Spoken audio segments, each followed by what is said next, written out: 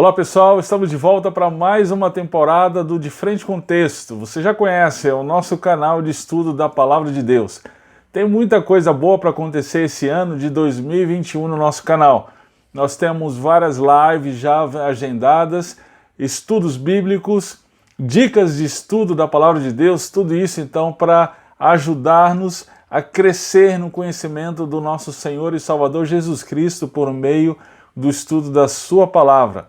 Espero que você esteja bem animado assim como nós estamos. Se você está chegando agora, se inscreva no nosso canal, ative o sininho e vamos juntos, vamos estudar a Palavra de Deus. Nós terminamos o ano em Marcos capítulo 6, nós vamos dar continuidade a esse estudo. Essa semana nós vamos estudar Marcos capítulo 6, verso 53 ao capítulo 7, verso 23. É o texto em que Jesus confronta os escribas e fariseus em relação às tradições. Isso me fez lembrar um documentário e eu indico para vocês assistir esse documentário, está no YouTube, é gratuito, o nome dele é Estrela Oculta do Sertão. Esse documentário recebeu o prêmio do cinema judaico em 2005, o prêmio de São Paulo do cinema judaico. Ele foi produzido pela Luiz Valente e Elaine Ager. É muito interessante esse documentário. Ele conta que no período da colonização portuguesa aqui no Brasil, século XVI, século XVII, os judeus vieram fugidos da perseguição da Espanha e Portugal. E aí muitos deles se instalaram no sertão nordestino. Esses judeus ficaram conhecidos como marranos. É muito interessante que esse documentário ele conta pra gente que muitas famílias hoje, lá no sertão do Nordeste, eles ainda conservam tradições judaicas dos seus antepassados, né? Tradições, por exemplo, refeições ao entardecer da sexta-feira, não comer carne de porco, colocar pedrinhas em túmulos, são tradições tipicamente judaicas que foram passadas de geração a geração. Bem, estudando o texto dessa semana e lembrando desse documentário, me veio uma pergunta. Será que é possível vivermos uma vida de tradições religiosas e o nosso coração estar distante de Deus? Eu acho que o texto responde. Então vamos lá, vamos para de frente com o texto.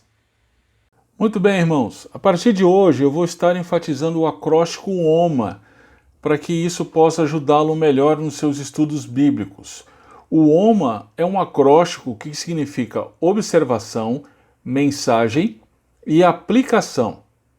Eu explico melhor no vídeo de dicas de estudo do texto. Quando terminar esse estudo, vai lá, assiste lá o vídeo, ok? E aí você vai se inteirar melhor a respeito do OMA. Aqui eu gostaria de apenas esclarecer que nós percorreremos as 3 fases do OMA, ok? Nós começaremos com a observação do texto, depois nós vamos para a mensagem e terminaremos com a aplicação. Vamos começar então pela leitura do texto e em seguida logo a observação. Vamos ler o capítulo 6, verso 53 ao capítulo 7, verso 13. Acompanhe a leitura. E quando já estavam no outro lado, dirigiram-se à terra de Genezaré e ali atracaram. E saindo eles do barco, logo o conheceram. E correndo toda a terra em redor, começaram a trazer em leitos aonde quer que sabiam que ele estava, os que se achavam enfermos. E onde quer que entrava, ou em cidade, ou aldeias, ou no campo, apresentavam os enfermos nas praças e rogavam-lhe que os deixasse tocar ao menos na orla da sua roupa, e todos os que lhe tocavam saravam. E ajuntaram-se a ele os fariseus e alguns dos escribas que tinham vindo de Jerusalém, e vendo que alguns dos seus discípulos comiam pão com as mãos impuras, isto é, por lavar, os repreendiam. Porque os fariseus e todos os judeus, conservando a tradição dos antigos, não comem sem lavar as mãos muitas vezes. E quando voltam do mercado, se não se lavarem, não comem. E muitas outras coisas há que receberam para observar, como lavar os copos, e os jarros, e os vasos de metal, e as camas. Depois perguntaram-lhe os fariseus e os escribas: por que não andam os teus discípulos conforme a tradição dos antigos, mas comem o pão com as mãos por lavar? E ele respondendo disse-lhes: bem profetizou Isaías acerca de vós, hipócritas, como está escrito: este povo honra-me com os lábios, mas o seu coração está longe de mim. Em vão, porém, me honram, ensinando doutrinas que são mandamentos de homens.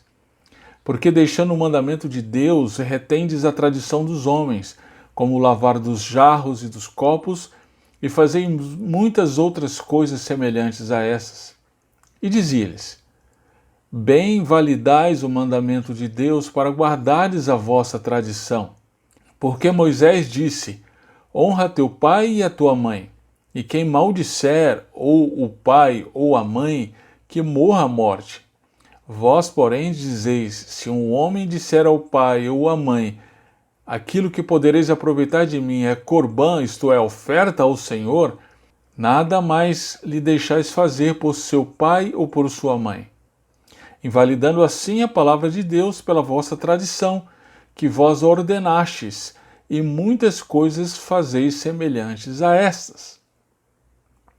Esse texto é muito interessante, gente.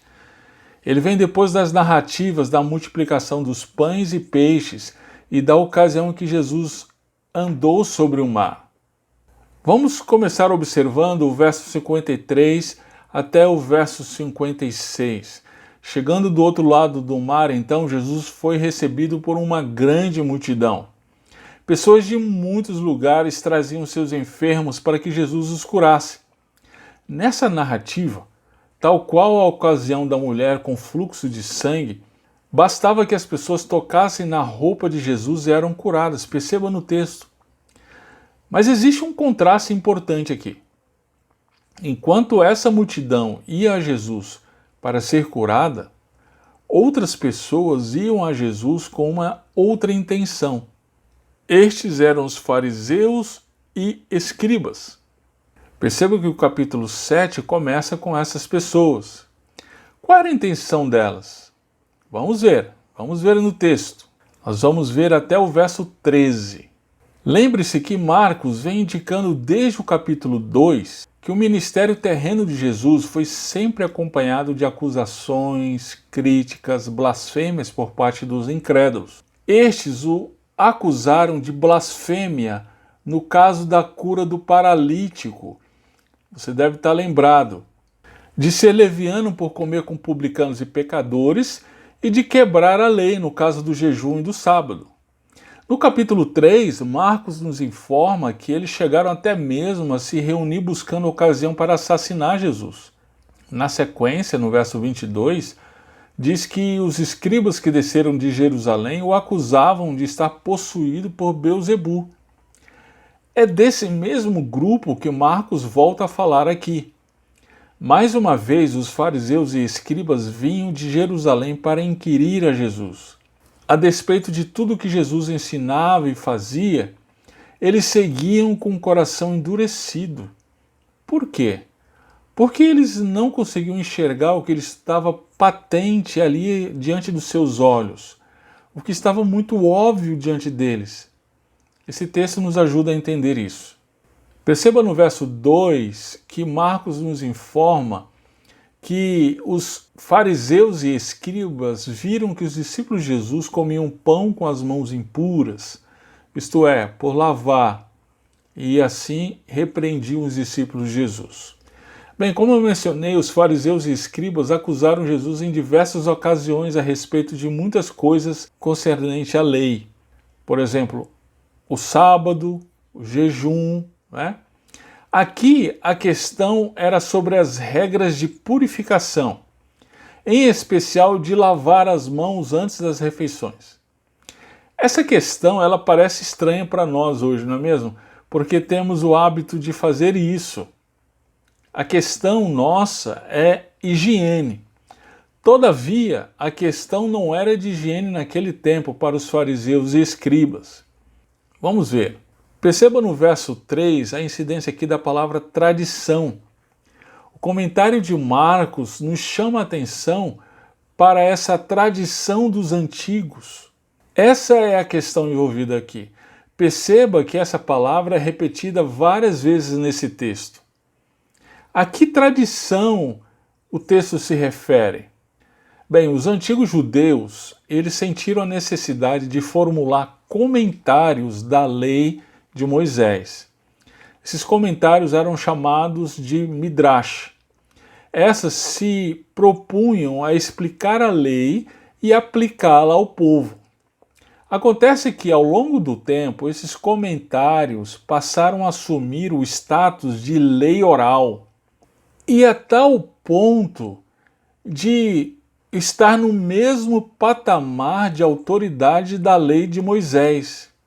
Ao longo do primeiro e segundo século depois de Cristo, inclusive, os rabinos compilaram uma série de midrash que terminou resultando na Mishnah, que é uma coletânea de midrashim compilados por Judá, sendo concluído no ano 220 depois de Cristo, quando se findaram sua redação e seu fechamento nas 6 ordens da Mishnah. O que é interessante é que essas 6 ordens ou 6 partes compreendem comentários, explicações, debates sobre a lei. Elas têm como objetivo abranger toda a lei do Pentateuco. Então, tratam a respeito de questões agrícolas, festas, leis a respeito da mulher, direitos de propriedade, objetos sagrados, inclusive de leis cerimoniais de impureza, que envolve aqui o texto. É por isso que Marcos comenta no verso 4 que muitas outras coisas há que receberam para observar.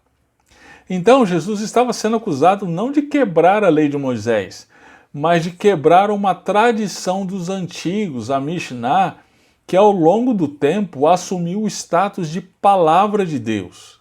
Indignados com a quebra da tradição, os fariseus e escribas então finalmente se dirigiram diretamente a Jesus. Veja lá no verso 5. Por que não andam os teus discípulos conforme a tradição dos antigos, mas comem o pão com as mãos por lavar?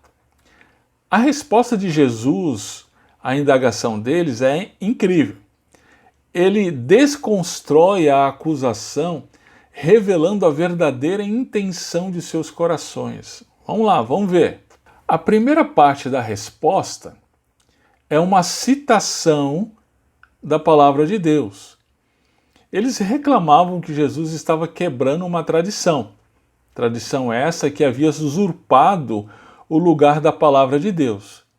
Diante disso, Jesus então cita a verdadeira palavra de Deus. O texto mencionado é Isaías 29:13. Isaías havia profetizado sobre essa atitude hipócrita. Por que hipocrisia? Aqueles religiosos honravam a Deus com os lábios, dizendo que o serviam, mas seu coração estava distante de Deus. Por quê? Qual era a expressão externa desse coração distante de Deus? Apego a mandamentos que não vinham da parte de Deus e sim de homens. Perceba que a questão, então, na verdade, é o coração. Alguém já disse que o nosso coração é uma fábrica de ídolos. É isso mesmo. Nós fabricamos os mandamentos que queremos seguir e dizemos que são palavra de Deus. Que terrível, gente! A segunda parte da resposta de Jesus é a aplicação da palavra de Deus. Jesus então aplica a profecia de Isaías àquelas pessoas. Perceba a conjunção aqui, por quê? É uma conjunção explicativa. Aqui Jesus explica o porquê da profecia de Jesus se referir a eles. Vamos ver. Eles deixavam, abandonavam, rejeitavam o mandamento de Deus e abraçavam mandamentos feitos por homens. Perceba que Jesus não diz que a Bíblia não é a palavra de Deus. Ele reafirma que a Bíblia é a palavra de Deus. O problema é que aqueles religiosos não tinham um coração verdadeiro diante de Deus. Por isso abandonavam a Bíblia para seguir mandamentos de homens. Preste muita atenção. Alguns teólogos, pastores liberais usam esse texto para dizer, tá vendo? Seguir a Bíblia é seguir tradição de homens. Cuidado com o legalismo. Queridos, cuidado com essas pessoas. A Bíblia não chama aqueles que querem pautar a sua vida pela palavra de Deus de legalista. Ela os chama de sábios, ao contrário. O problema desses fariseus e escribas é que eles deixavam o mandamento de Deus e, além disso, Jesus usa uma palavra muito forte aqui, invalidais o mandamento de Deus. Eles invalidavam o mandamento de Deus. Além de deixar, eles invalidavam o mandamento de Deus. Então, eles não colocavam a sua tradição no mesmo patamar da palavra de Deus. Na verdade, eles colocavam a sua tradição no lugar da palavra de Deus, a invalidando. Como eles faziam isso? Jesus explica aqui, olha só, no verso 10. Veja novamente a conjunção por quê. Jesus aqui explica citando mais um texto da palavra de Deus. É Êxodo capítulo 20, verso 12 e 21, verso 17. Aqui está o verdadeiro mandamento do Senhor. Mas o que eles faziam diante desse mandamento? Olha lá o verso 11, Jesus menciona aqui a tradição que instruía a dar a oferta da corbã no templo. Essa palavra significa dádiva.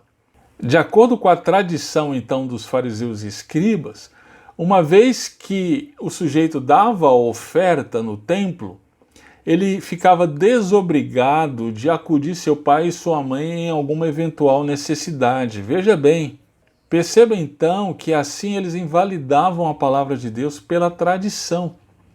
Isso foi só um exemplo que Jesus deu. Havia várias outras coisas que eles faziam como essas. Uma coisa para a gente pensar. Será que seguimos tradições que nos foram herdadas dos nossos antepassados, da nossa cultura, que chamamos de palavra de Deus, entre aspas, mas que são apenas tradições humanas, e fazendo assim terminamos deixando e invalidando a verdadeira palavra de Deus? É uma coisa a pensarmos com cuidado, queridos. Vamos ver então a segunda parte do texto, verso 14 ao verso 23. Diz assim: E chamando a si toda a multidão, disse-lhes: Ouvi-me vós todos e compreendei. Nada há fora do homem que entrando nele o possa contaminar. Mas o que sai dele, isso é o que contamina o homem. Se alguém tem ouvidos para ouvir, ouça. Depois, quando deixou a multidão e entrou em casa, os seus discípulos o interrogavam acerca desta parábola. E ele disse-lhes: Assim também vós estáis sem entendimento? Não compreendeis que tudo que de fora entra no homem não o pode contaminar, porque não entra no seu coração, mas no ventre, e é lançado fora no esgoto, tornando puras todas as comidas? E dizia: O que sai do homem, isso contamina o homem, porque do interior do coração dos homens saem os maus pensamentos, os adultérios, as fornicações, os homicídios, os furtos, a avareza, as maldades, o engano, a dissolução, a inveja, a blasfêmia, a soberba, a loucura. Todos estes males procedem de dentro e contaminam o homem. Muito bem, então Jesus chama toda a multidão e lhes conta uma parábola. Lembre-se do propósito da parábola, conforme vimos em Marcos 4. A parábola serve para julgar os incrédulos e elucidar os crentes. Aqui a parábola era sobre a contaminação do homem. Perceba as repetições da palavra contaminação. Esse é o assunto principal aqui. Os discípulos não entenderam como nas outras vezes. Jesus lhes repreende e explica a parábola para eles. A explicação é a seguinte: o que contamina o homem não é o que entra, ou seja, os alimentos. O que contamina o homem então? O que sai do homem? Veja a conjunção explicativa novamente, lá no verso 21. Perceba que novamente Jesus traz a verdadeira questão: o coração. É o coração do homem que o contamina. É dele que saem os maus pensamentos, os adultérios, etc. De acordo com Jesus, esses males não saem da sociedade como diriam os iluministas do século XVIII, especialmente Rousseau, que é desenvolvido por pensadores como Foucault e seguido pela maioria das pessoas de nossa época. Não! Os males não vêm dos meus pais, dos meus avós, do chefe da casa, da esposa, do marido, das circunstâncias, como a falta de dinheiro, o Covid, ou o que quer que seja. Pensando assim, nós nos tornamos uma sociedade de vítimas, supostamente inocentes, que sofrem os males que vêm sempre dos outros. Nós precisamos nos voltar para o que Jesus nos mostra, irmãos. O grande problema chama-se o meu próprio coração. É do coração que procedem os males. E qual seria então a solução? Não é a tradição. Não adianta maquiar o coração negando ou relativizando o pecado, ou criando normas e regras, tradições para amenizar a consciência. A solução para o nosso coração pecador estava ali, bem diante dos escribas e fariseus, e eles seguiam rejeitando Jesus o Cristo.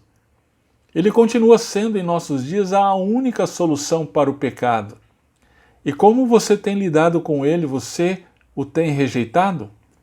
Muito bem, então diante dessa fase da observação que percorremos todo o texto, nós vamos verificar então qual é a mensagem central do texto. A mensagem é esta: Jesus confronta aqueles que se apegam às tradições humanas como tentativa de autojustificação diante de Deus. Essa autojustificativa diante de Deus nos leva, irmãos, à hipocrisia, invalida a palavra de Deus e é ineficaz quanto ao pecado. É isso que Jesus, então, está dizendo para os seus ouvintes da época e para cada um de nós hoje. Vamos, então, para a aplicação. Vamos pensar mais especificamente em como nos relacionamos com essa mensagem. Que texto incrível, não é mesmo? Isso nos deve fazer pensar em algumas coisas. Vamos comigo, vamos lá, vamos pensar. É impossível viver sem tradições. Todo grupo social tem tradições. Jesus, ele não aboliu as tradições. A questão é que nossas tradições, elas devem estar sujeitas à autoridade das Escrituras. Sendo assim, sempre devem ser avaliadas, reavaliadas e abandonadas, se for o caso de serem contrárias à palavra de Deus. Uma vez que a nossa tradição se choca com a palavra de Deus, qual dos dois tem sido abandonado por nós? A palavra de Deus ou a nossa tradição? Uma outra coisa para a gente pensar: as tradições jamais podem nos justificar diante de Deus. Damos o dízimo, vamos regularmente à igreja, fazemos jejuns e orações diariamente? Ok, tudo jóia, mas lembre-se, nada disso nos faz agradáveis a Deus, somente Jesus Cristo. Mais uma coisa, é possível vivermos como os fariseus. Então precisamos fazer constantemente uma autocrítica, uma autoavaliação. Nós cantamos hinos, fazemos orações, participamos de diversas atividades da igreja, mas será que o nosso coração está realmente diante de Deus, prostrado diante de Deus, com uma vida voltada para Ele ou uma vida voltada para os nossos próprios interesses e prioridades? Só mais uma coisa, gente. A justificativa de pecados atribuindo a responsabilidade a outros é uma mera fuga. Normalmente nós atribuímos nossas irritações a atitudes da esposa, do marido, quando na verdade a fonte da irritação está em um coração ávido por ser servido, não é mesmo? Nós ficamos frustrados quanto à igreja, por exemplo, quando na verdade o nosso coração clama por bem-estar. Nós precisamos encarar o problema de frente. O nosso coração é o problema. E somente Cristo é a solução. Somente Cristo pode nos salvar de nós mesmos. Muito bem, nós ficamos por aqui. Até a próxima semana com o texto seguinte de Marcos. E vamos juntos, vamos continuar estudando a palavra de Deus.